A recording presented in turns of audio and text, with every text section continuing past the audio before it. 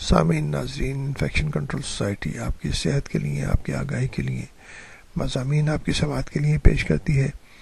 Pneumonia کے بارے میں ہم آپ کو بتا رہے تھے، اور میکینزم کے بارے میں ہم نے وائرل میکینزم کے بارے میں ہم نے بتایا۔ اب ہم آپ کو بیکٹیریل میکینزم کے بارے میں بتائیں گے، بیکٹیریا کس طرح جو ہے نمونیا پیدا کرتے ہیں۔ زیادہ تر بیکٹیریا جو ہے وہ لنگس کے اندر سانس کے ذریعے داخل ہوتے ہیں۔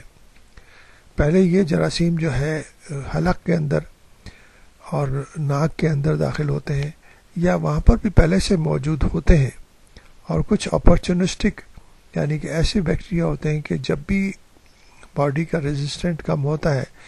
یا مدافعتی نظام کم ہوتا ہے تو وہ ایکٹیو ہو جاتے ہیں اور انفیکشن پیدا کرتے ہیں۔ نارمل افراد جو ہے ان میں دوران نیند کے یعنی کہ سلیپ کے دوران بھی انفیکشن داخل ہو سکتا ہے، اور یہ بیکٹیریا جو ہے جو خاص طور پر انفیکشس ہیں ان میں خاص طور پر یہ صلاحیت ہوتی ہے کہ وہ سانس کے ذریعے داخل ہو کر جسم کو اور لنگس کو انفیکٹ کر سکیں اور ان افراد میں نمونیا پیدا کر سکیں۔ کچھ افراد کے اندر مائکو بیکٹیریم ٹوبرکلوسس اور لیجینیلا نیموفیلیا بھی جو ہے لنگس میں داخل ہو کر ہوا کے ذریعے جو داخل ہو جاتا ہے وہ لنگس میں پہنچ کر لنگس کی پیرنکائما کو، لنگس کے سیلز کو خراب کر سکتا ہے اور سیلز کو ختم کر سکتا ہے، اس کی وجہ سے بھی نمونیا ہو سکتا ہے۔ بیکٹیریا جو ہے بعض دفعہ بلڈ کے ذریعے، خون کے ذریعے بھی پہنچ سکتے ہیں۔ مثال کے طور پر ایک مریض ہے، اس کے گردوں میں انفیکشن ہے، اور اس میں جیسے مثال کے طور پر ایکولائی کا انفیکشن موجود ہے۔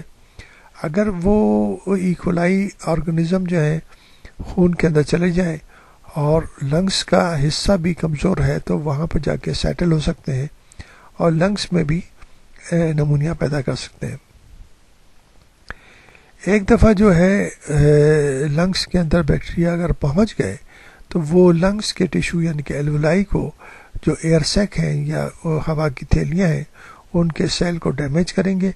اور ڈیمیج کرنے کے بعد وہاں پر انفلیمیشن کا پروسیس سٹارٹ ہو جاتا ہے، جس میں میکروفیجز یعنی کہ وائٹ بلڈ سیلز بہت زیادہ تعداد میں اس جگہ جمع ہونے شروع ہو جاتے ہیں، خون کی نالیاں پھیل جاتی ہیں، رطوبت جمع ہونے لگتی ہے، اور رطوبت جمع ہو کر ہوا کی نالیوں کو وہ رطوبت بھر دیتی ہے، اور جو لنگس ٹیشو جو ہے نارملی بہت سافٹ ہوتا ہے، بہت نرم ہوتا ہے، لیکن نمونیا کی کنڈیشن میں جب ایئر سیک اور ہوا کی تھیلیاں جو ہیں رطوبت سے بھر جاتی ہیں تو اس کنڈیشن کے اندر جو پھیپھڑے ہیں اور لنگس ہیں وہ بالکل جگر کی کنسسٹنسی، جیسے جگر یعنی کہ لیور ہوتا ہے، اتنی سخت ہو جاتے ہیں۔ یہ لنگ کی کنڈیشن جو ہے وہ مستقل برقرار نہیں رہتی، کیونکہ جسم کا مدافعتی نظام جو ہے نا فوراً حرکت میں آتا ہے، اور وائٹ بلڈ سیل بھی سائٹوکائنس ریلیز کرتے ہیں، اور امیون سسٹم جو ہے، مدافعتی نظام جو ہے نا فوری طور پر ایکٹیویٹ ہو کر اپنا کام شروع کر دیتا ہے۔ اگر وائٹ بلڈ سیلز، سفید سیلز جو کہ انفیکشن کو کنٹرول کرنے کے قابل ہوتے ہیں، اگر وہ انفیکشن پہ حاوی ہو گئے تو پھر انفیکشن آہستہ آہستہ ختم ہونے لگتا ہے، اور انفلیمیشن بھی آہستہ آہستہ ختم ہونے لگتی ہے۔ لیکن اگر بیکٹیریا جو ہے طاقتور ہیں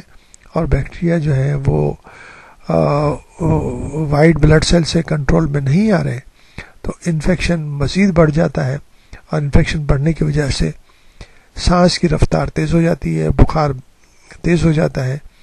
مریض کنولشنز اور مختلف اور سائن سمٹم کا شکار ہو جاتا ہے۔ اس لیے ضروری ہے کہ اس وقت اینٹی بائیوٹک اگر دی گئی اور بیکٹیریا کو اگر مار دیا گیا تو آسانی سے نمونیا کنٹرول ہو سکتا ہے۔ اس کے لیے صحیح ڈائگنوسس، صحیح ٹریٹمنٹ